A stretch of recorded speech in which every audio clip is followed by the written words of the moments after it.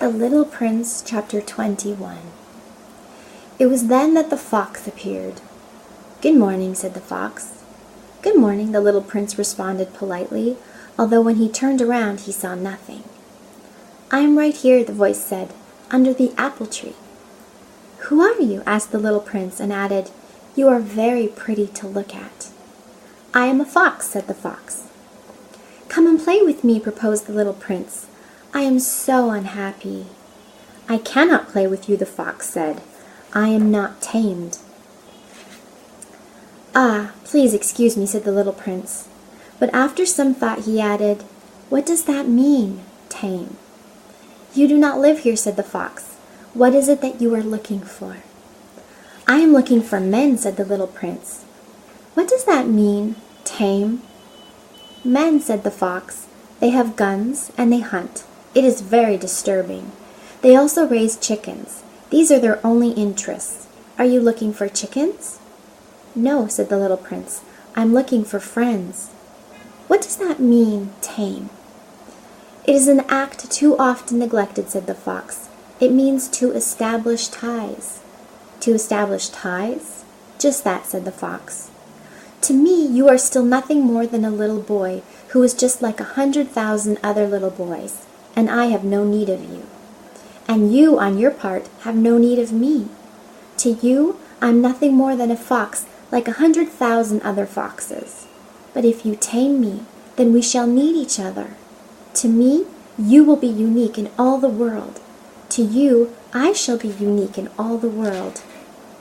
"I am beginning to understand," said the little prince. "There is a flower. I think that she has tamed me." "It is possible," said the fox. "On the earth one sees all sorts of things." "Oh, but this is not on the earth," said the little prince. The fox seemed perplexed and very curious. "On another planet?" "Yes." "Are there hunters on this planet?" "No." "Ah, that is interesting. Are there chickens?" "No." "Nothing is perfect," sighed the fox, but he came back to his idea. "My life is very monotonous," the fox said. "I hunt chickens, men hunt me. All the chickens are just alike, and all the men are just alike, and in consequence, I'm a little bored. But if you tame me, it will be as if the sun came to shine on my life. I shall know the sound of a step that will be different from all the others. Other steps send me hurrying back underneath the ground. Yours will call me, like music, out of my burrow. And then look, you see the grain fields down yonder? I do not eat bread. Wheat is of no use to me. The wheat fields have nothing to say to me, and that is sad. But you have hair that is the color of gold. Think how wonderful that will be when you have tamed me. The grain, which is also golden, will bring me back the thought of you, and I shall love to listen to the wind in the wheat." The fox gazed at the little prince for a long time. "Please, tame me," he said. "I want to, very much," the little prince replied, "but I have not much time. I have friends to discover and a great many things to understand."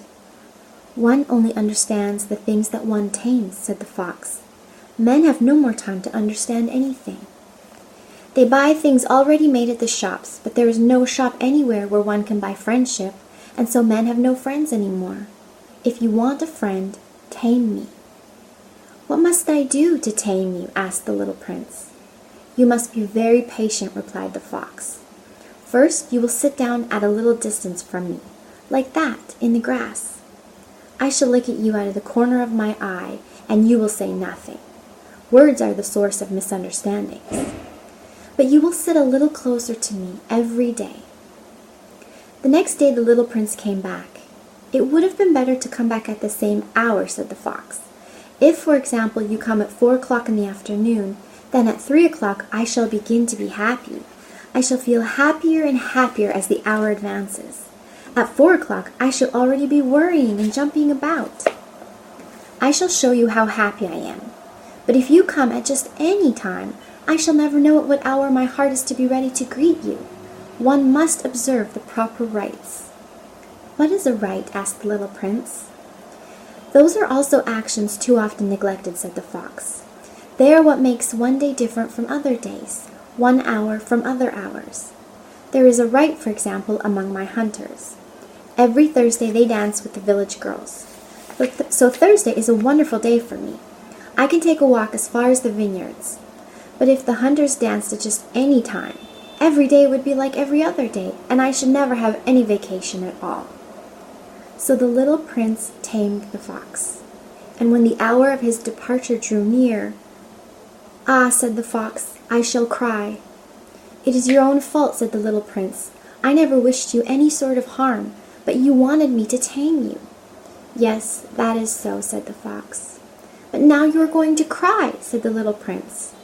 "Yes, that is so," said the fox. "Then it has done you no good at all." "It has done me good," said the fox, "because of the color of the wheat fields." And then he added, "Go and look again at the roses. You will understand now that yours is unique in all the world. Then come back to say goodbye to me, and I will make you a present of a secret." The little prince went away to look again at the roses. "You are not at all like my rose," he said. "As yet you are nothing. No one has tamed you, and you have tamed no one. You are like my fox when I first knew him. He was only a fox like 100,000 other foxes, but I have made him my friend, and now he is unique in all the world." And the roses were very much embarrassed. "You are beautiful, but you are empty," he went on. "One could not die for you.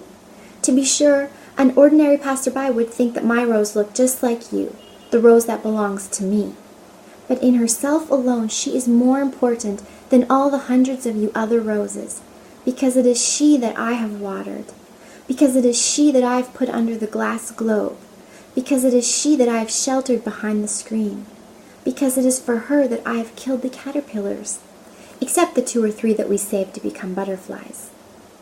Because it is she that I have listened to when she grumbled or boasted, or even sometimes when she said nothing, because she is my rose."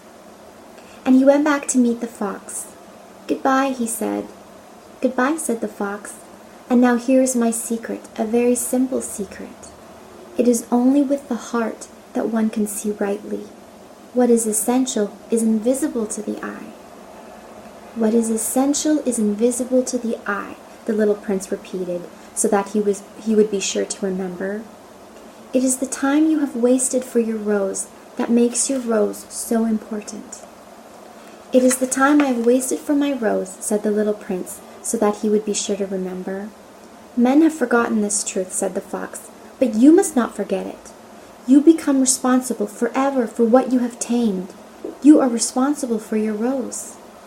"I am responsible for my rose," the little prince repeated, so that he would be sure to remember.